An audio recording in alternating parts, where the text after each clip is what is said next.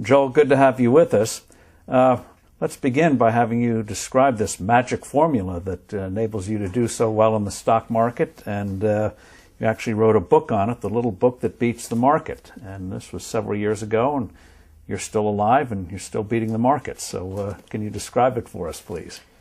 Sure. It's really basic value investing, based on both Benjamin Graham and Warren Buffett. I started investing back in the early 80s, and we were quite successful for a period of time. And some of the things that I teach over at Columbia and the reasons why I think we were able to make money, I kind of put down in this book. And there were two main principles, one from Graham, one from Buffett. Graham's was figure out what something's worth and pay a lot less for it. So if you can buy it cheap, that's a good thing. And so we measure cheap by getting a lot of earnings for the price we pay. So it's really the inverse of the PE ratio, earnings to price. We don't use simple earnings and we don't use simple price, but that's the same concept. We take into account different tax rates and different amount of debt that companies have and things of that nature. But basically all we're trying to do is get a lot of earnings for the price we pay. Quickly describe enterprise value as you see it. Right. So the concept what we look at is EBIT, earnings before interest and taxes, to take out companies with different amounts of debt and tax levels, which is earnings before interest and taxes. And we compare that to enterprise value, which is basically the stock price plus the amount of debt per share that a company has. So we're just sort of leveling the playing field for companies that take on debt and companies that don't. But when you buy a share of stock, what you're really doing is paying for the equity, but you're also assuming the debt that the company took on. So we're taking that into account. But really all we're doing is comparing the earnings of a company to the price that we're paying. The other concept, sort of what Warren Buffett brought to the table, I think, from his teacher Ben Graham was, well, cheap is great, but if I can buy something that's also good, in addition to cheap, so if I can buy a good company at a cheap price, that's even better than just looking at cheap alone.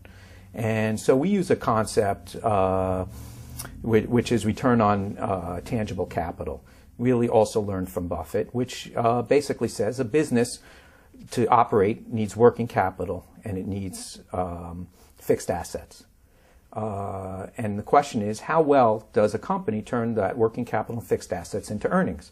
So we compare earnings to net working capital plus fixed assets to see what kind of return on tangible capital a company can earn. So the higher the better.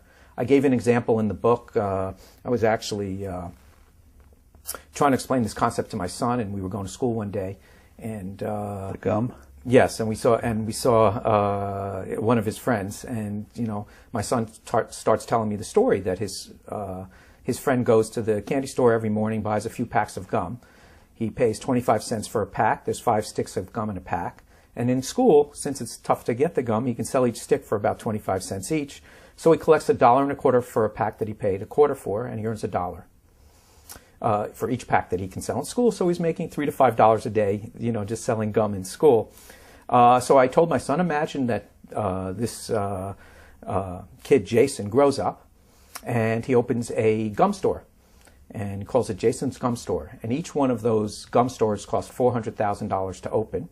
For inventory, for the displays, and the store itself, it's $400,000. Each year that store earns $200,000. So we look at that as a 50% return on capital. If he can lay out $400,000 once and it spins out $200,000 a year, that's a 50% return on capital for each store that he can open. Then I told my son to imagine another store. We'll call it Just Broccoli, and all it sells is broccoli. And it still costs, unfortunately, $400,000 to open that store, but each year that store only earns, don't ask me how, $10,000 a year. And that, we said $10,000 divided by 400,000 is a 2.5% return on capital. And when we rank businesses, we say 50% return on capital is better than a 2.5% return on capital. So what we did for what I called the magic formula in the book is we rank all companies based on their return on capital. And we also rank all companies based on how cheaply we can buy them relative to their earnings. The more earnings, the better. Then we combine those rankings, and the companies that have the best combination of that ranking go to the top. So we're not looking for the cheapest company. We're not looking for the highest return on capital company. We're looking for the companies that have the best combination of those two attributes. And this is what I'd been teaching for years and years. but I never really had a proof of concept, really. I never statistically proved out, does this make sense? And so about 7 or 8 years ago, I started a project, had the resources to start a project to actually go back and test, what if we did this on a consistent basis over time?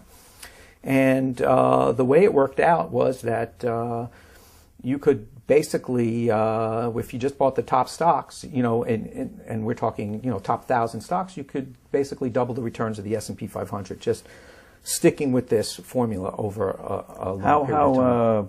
By the way, how large is the universe? What kind of liquidity factors do you? Right. So we looked at we did 2 tests. We did smaller cap stocks, probably the top 3,500 stocks. But then we said, well, what if you can't really buy these? So we also did a study, which I just mentioned, on the top 1,000 companies, the largest 1,000 companies, roughly. Usually about 20% of the actual publicly traded universe. How do you account for quality of earnings and things like financial companies, which once looked very cheap in 2006, 2007, but there was a reason why they were cheap. Right. Well, that's a good point, and it's going to be tough for me to answer because one thing, we look at EBIT as one of our earnings before interest and taxes. If you look at a bank before interest, it kind of doesn't make a lot of sense. Right. So in our analysis, we eliminated certain types of companies, really 2 types. One were financials. They're different animals, and there's nothing wrong with investing in financials in general, but our metrics don't cover financials. They're kind of viewed in a different way, and this formula does not apply to them. I wrote the book in 2005, not anticipating any financial crisis or anything like that. It was really eliminated because they weren't really appropriate for financials. The other are utilities, because utilities are regulated entities where their returns are regulated. They're not really capitalist companies, and so they don't follow the same rules as what we're looking for. So we also eliminated those in our study. It's just not appropriate, the measures we were using. So with the exception of those 2. Now, over the time period that we looked at, back to 1988 through this year, if you take out financials or include financials, the return of the S&P would have been within 0.1% the same. So the results are pretty robust, meaning it didn't matter whether we used financials or not. I think the most exciting thing we found in our research, though, was not that this just worked for finding the best stocks. We said, well, maybe you get lucky picking the top 30 stocks that meet these criteria. So we actually did an experiment, and we divided the top 2,500 companies into deciles. The best 250, according to our formula, the next 250, according to our formula, the next 250, and we tested this over 18 years. Line. And what actually happened was the same thing, meaning the top decile beat the second decile, beat the third decile, all the way down to the 10th decile in order. So we're doing something very powerful here. We're sort of saying which group of stocks will do best next year. That's kind of valuable information if you can put together a group of stocks and say which ones will do the best.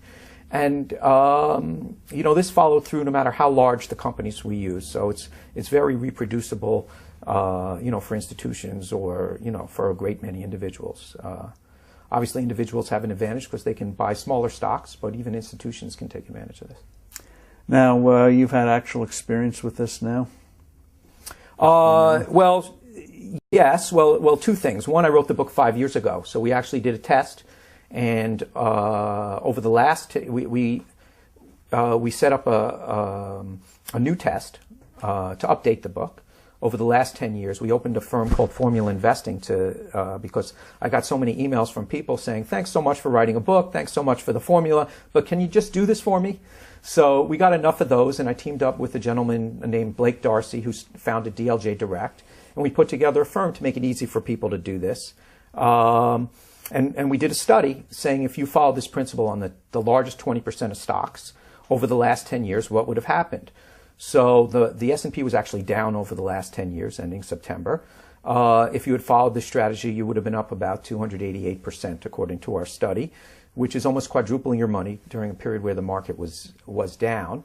More importantly, I wrote the book 5 years ago. So during the last 5 years, this also continued to do very well, meaning the market was only up about 5% during that period, and following the strategy, you would have been up about 72%. So you would have beaten the market by more than 10% a year during that period, after I gave away the secret. Now, now that you're applying it yourself, do you think as more and more people apply it, that it's going to become less effective? No, I think the This is really just a twist on value investing, and people have known for years. And there were studies been done for the last 40 years on whether it's low PE investing or low price book investing or whatever, and these things work over time. And if I had written a formula up that worked every week and every month and every year, it would stop working. Fortunately, this formula is not so great. And there are, during explain that you can have years where it's not going to work. Right. So in other words, over the last 22 years, there have been 1-year periods, 2-year periods, and occasional 3-year periods.